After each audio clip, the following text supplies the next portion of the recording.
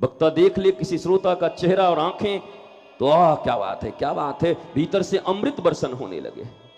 और कभी कभी ऐसा देख ले कि मरो मरो मरो गयो मरो, तो क्या बोलेगा वो, पहले ही मरा जा रहा है आधे घंटे में।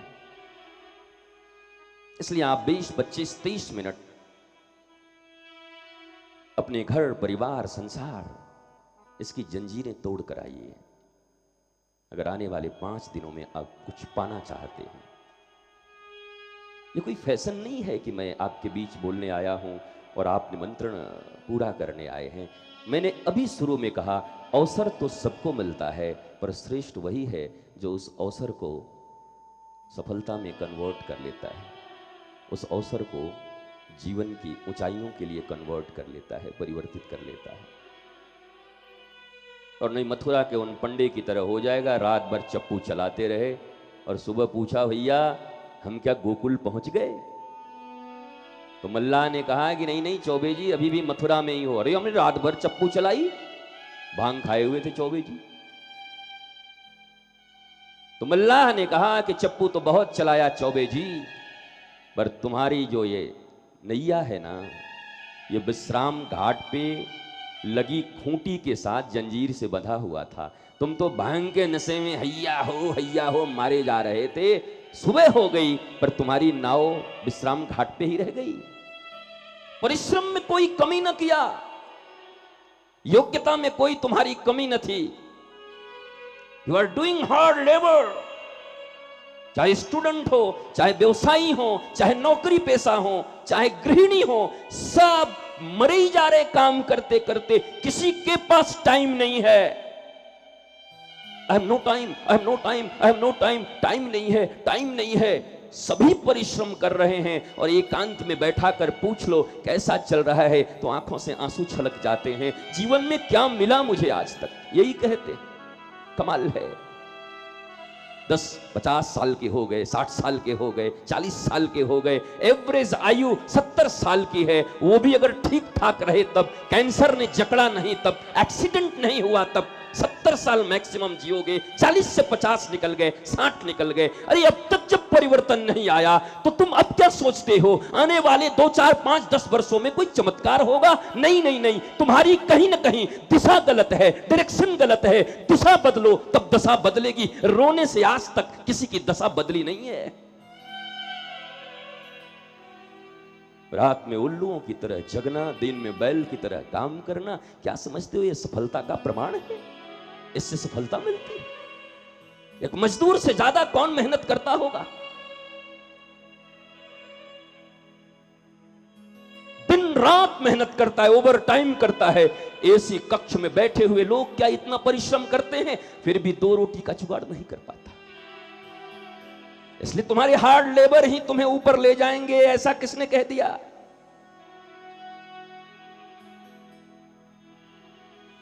इसलिए जीवन को आरंभ करने के पहले जीवन के उद्देश्य को जान लेना जरूरी है। हमने उस बच्चे की तरह किया। एक बच्चे के हाथ में मोबाइल दे दो, क्या करेगा? जिसको कभी नहीं दिया, खाएगा, तोड़ेगा, पटकेगा, इधर करेगा, वो बात करने के सिवा सब करेगा। He doesn't know, वो जानता नहीं कि इसका यूज क्या है। अब मुझे एक बात बताओ कि जिसने मोबाइल किसी के बनाए हुए तो ही बना होगा। क्या मोबाइल बिना बनाए बन गया होगा? कोई तो बनाया होगा।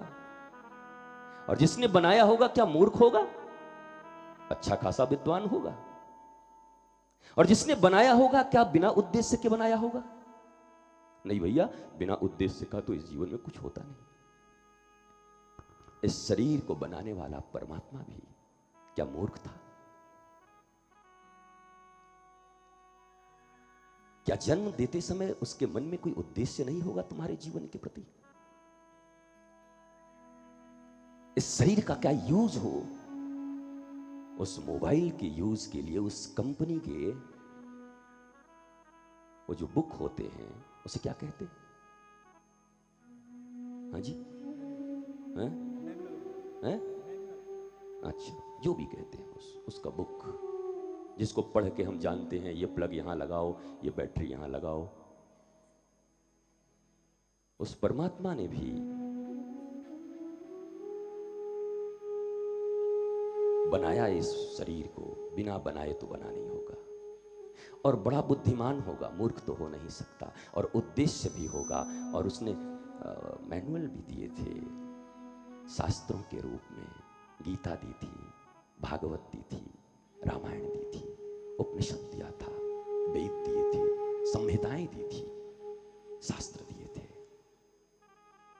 पर हमें ये जीवन मिला और पागलों की तरह, जो हमसे ऊपर के पूर्वज थे, मैं उनको बहुत होशियार नहीं कहता, नहीं तो देश की स्थिति या इस दुनिया की स्थिति ऐसी पागलों की तरह नहीं होती।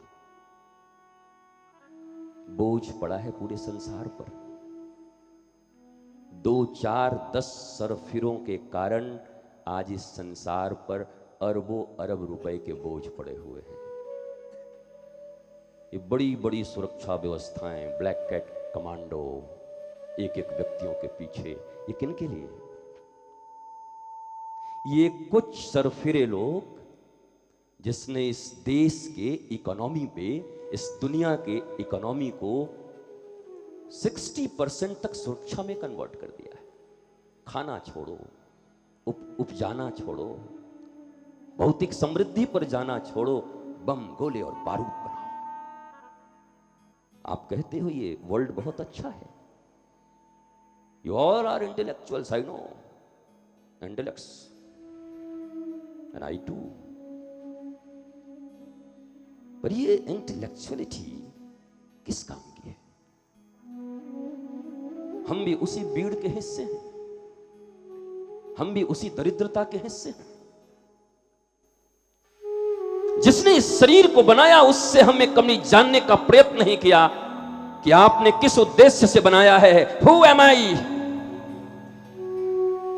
The beginning of real spiritualism is who am I? And why I am here?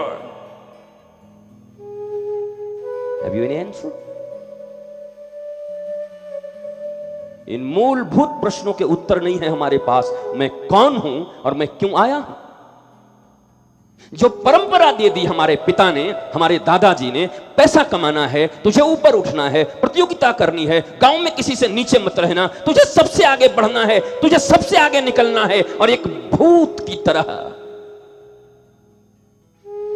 एक मशीन की तरह छोटे से बच्चे पर प्रतियोगिताओं के बोझ डाल दिए गए। और नाम भी कितना सुंदर दिया है लोगों ने, स्वस्थ प्रतियोगिता, हेल्दी कंपटीशन। कंपटीशन कभी हेल्दी हो सकता है? प्रूव मी, कंपटीशन कभी हेल्दी हो सकता है? ईश्वर ने जब इस संसार को बनाया तो शास्त्रों में उन्होंने लिखा कि मैं तुम्हें बना रहा हूं, तुमसे बेहतर इंसान मैंने किसी को नहीं बनाया और तुम्हारे जैसा किसी को नहीं बनाया, इसलिए किसी से अपनी तुलना मत करना। तुम्हारे जैसे इकलौते इस वर्ल्ड में आए हो, तुलना किससे है? कंपटीशन किससे है? तुम संगीत के लिए आए हो,